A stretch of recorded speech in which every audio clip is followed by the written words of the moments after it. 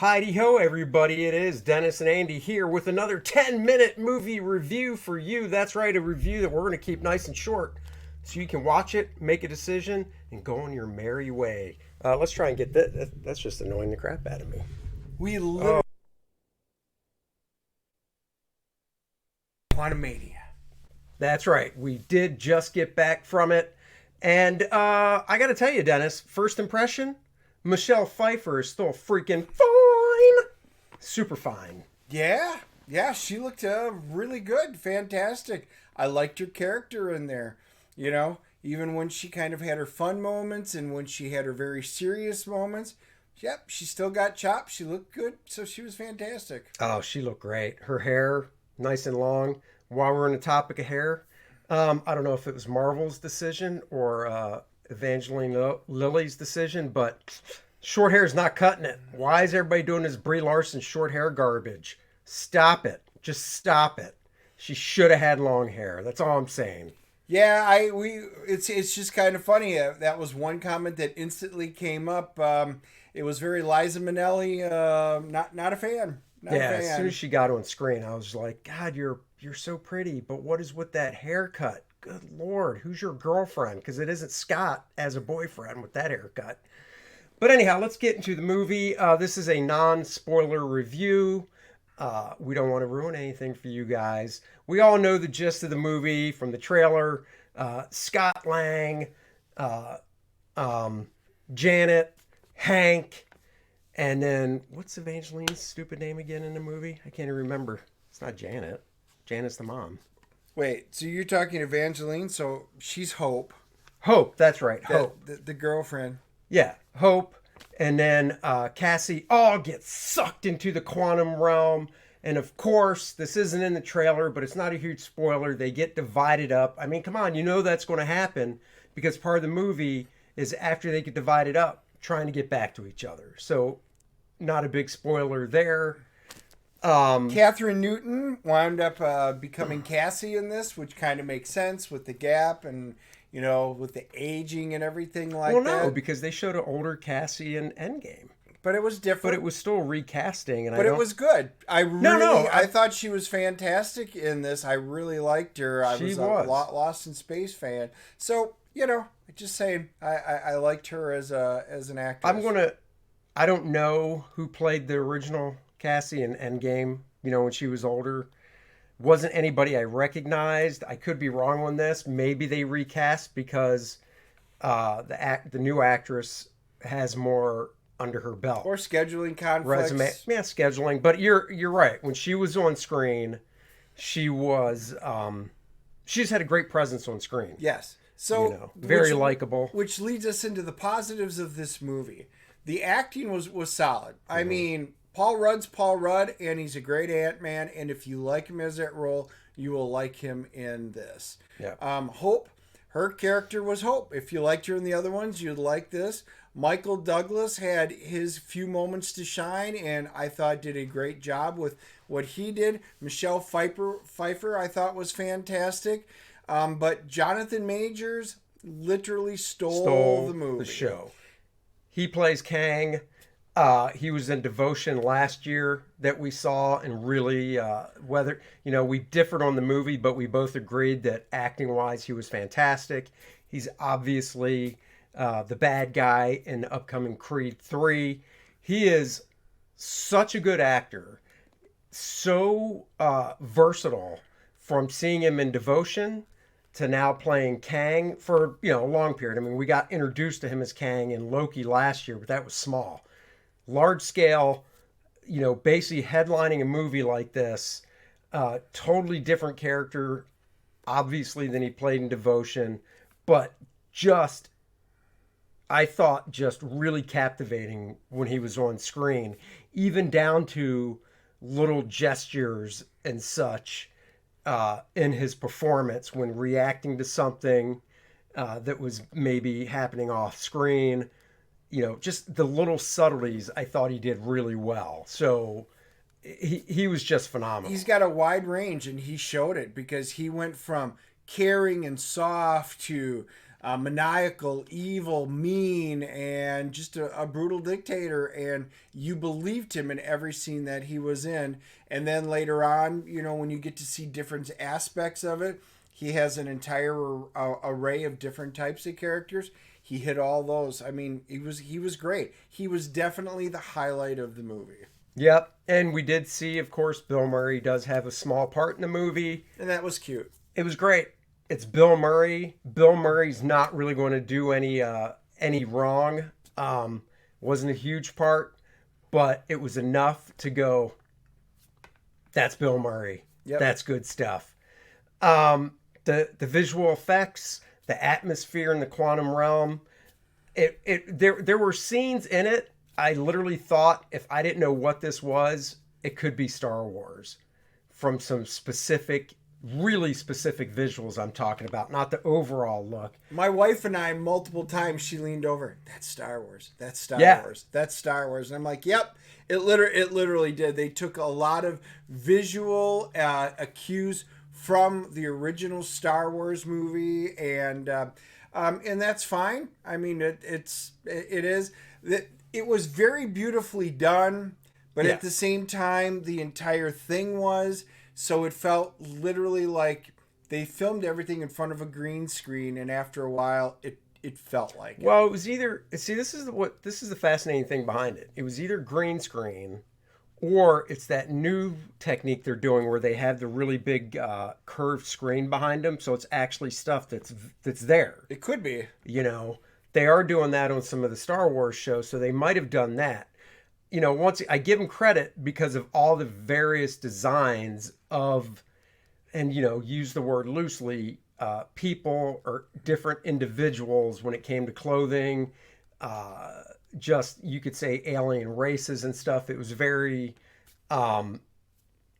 diverse with the array of characters they had to create, and even the atmosphere. Again, Star Wars, because Star Wars and Star Trek to a lesser degree, but they were both known for all the different type of creatures that you get to meet. This one had them. They did a fun job with it. Some of the characters are kind of memorable, and you will enjoy them throughout. Other ones maybe not so much, but there was such a wide array of them. I like what they did with it. It was fine. I mean, the special effects team did a decent job on this. Now, I will say, not to be there, that's positive. There are some negatives. I thought that I don't know. I did get the feeling it dragged a little bit. What's the running time? I mean, we just saw it, but I'm curious what the actual running time is. I'll tell you this. 2 hours and 3 minutes. 2 hours and 3 minutes.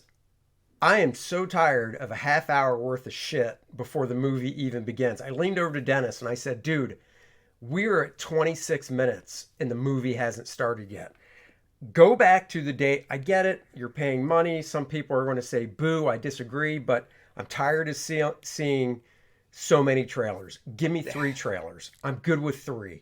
I don't need to see the Nicole Kidman, because we always go AMC's. Yep. I don't need to see Nicole Kidman walking into the movie theater anymore saying how good it is to be back. We're back. Movies have been back. Get her out of there. Yep. I don't need to see, it's an IMAX we saw it in. Yeah. I don't need to be reminded with the big countdown, 10 to 1, saying why IMAX is so cool. I'm already here. Here's the thing.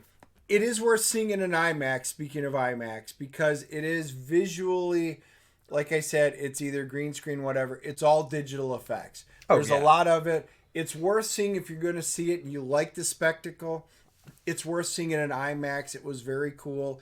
I just don't know if the effect would be the same on a smaller screen. Just, it's kind of like the world of Avatar, in that way. Although I think Avatar's effects were better.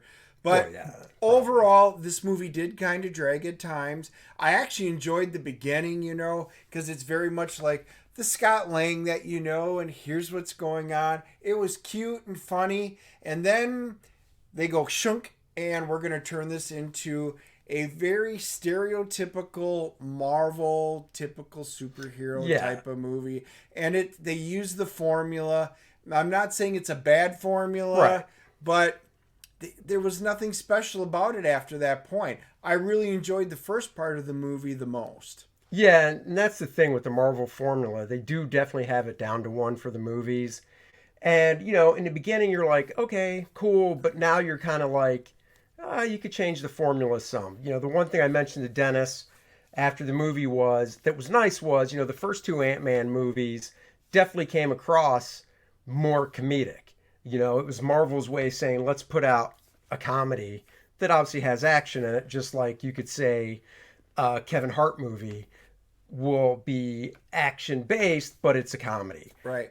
This movie, yeah, the beginning before the quantum realm had its funny moments, but they get into the quantum realm quick in the movie, like within the first half hour. And that's why it's all special effects. And that's when it goes and this is a good thing to me. That's when it goes from the typical 1 and 2 were comedies to, okay, this one is the more superhero movie out of the 3, but still, Marvel definitely has their formula to it. Because this is a non-spoiler one, we are going to be talking about this in depth on Wednesday. We've got a special guest coming on where we're going to be spoiling it, and I will be going into this in depth. There was an ending moment that they absolutely totally missed that I really think could have been an absolutely phenomenal ending, which would have made me love this movie. And I'm like, oh my God, please let it be. Please let him do it. I think I know. We didn't talk about doing it. No, and we're not going to. We're not going to talk about it, but we didn't talk about it. But as soon as we're done recording, I think I know what it is. Yep. And then I was like, do it. Because I was right there with you. I know what you're talking about.